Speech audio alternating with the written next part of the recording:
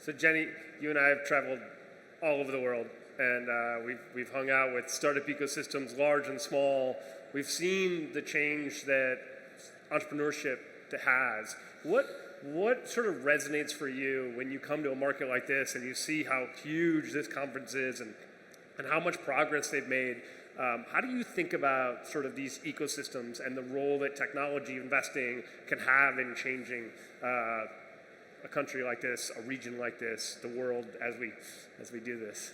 Yeah, so as you know, Zach, I started as an entrepreneur. Well, didn't start, but I ended up as an entrepreneur. And I started my first company in 2008 in New York City. Now, you may think to yourself, well, New York is a great place to grow a company, but let me tell you, in 2008, it was a terrible place. And as I was building my company, everyone said, Jenny, if you're going to run a software company, you need to move to Silicon Valley.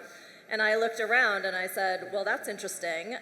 What are the fundamentals of an ecosystem? And they're obviously, access to talent. Well, we had great talent.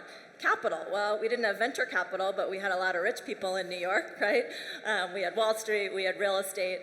You get where this is going. All the multinationals were there. And so I dug my heels in and said, I'm going to build, my startup there.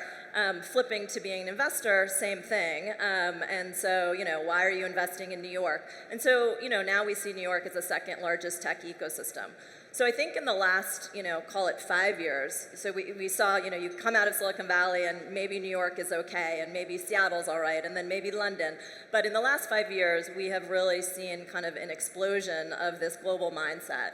And I think there's a realization really catalyzed by COVID of, what does geography mean anyway? So when I was running a company, there was this kind of adage, like if you're not within 25 miles of Sand Hill Road in San Francisco, the investor wasn't going to invest in you because they couldn't drive there for a board meeting.